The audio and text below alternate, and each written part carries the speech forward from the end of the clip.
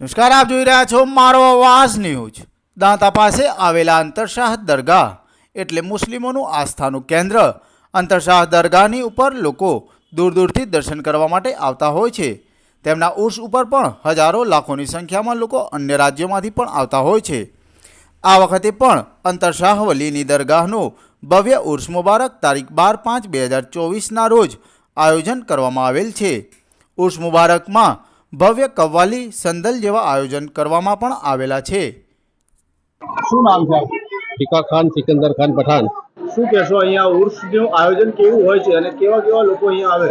અંતરશાહવલી ઉર્સમાં તમામ આજુબાજુના રાજ્યના તમામ લોકો આજે રાજસ્થાનના આવે છે, ત્યારે ગુજરાતમાંથી મહેસાણા, અમદાવાદ, આજુબાજુના બધા સ્ટેટના તમામ જનતાઓ અહીંયા ઉર્સમાં આવે છે અને ઉર્સમાં તમામ પ્રકારની અહીં સુવિધા મળી જાય છે। અહીંયા ન્યાજખાની બી હોય છે અને બપોર પછી કવાલીનો પ્રોગ્રામ બી આલીશાન થાય છે। અહીંયા કેટલા લોકો આશરે આવતા હોય? અહીંયા લોકો લગભગ 50,000 લાખ ઉપર ઇન્સાનો આવે છે અહીંયા, અને અહીંયા બંદોબસ્ત બી ટ્રાફિકનું કરવામાં આવે છે, પોલીસનો સપોર્ટ છે અમને, અને અહીંયા જીબીનો સપોર્ટ બી અહીંયા સારો છે અમને, અને અહીંયા તમામ આજુબાજુ જનતાનો બી, અમારા ગામનો બી સપોર્ટ અને આજુબાજુ ગામવાળાનો પૂરો સપોર્ટ છે અહીંયા, અને ઉરસ સારું થાય છે અહીંયા દર સાલની જેમ।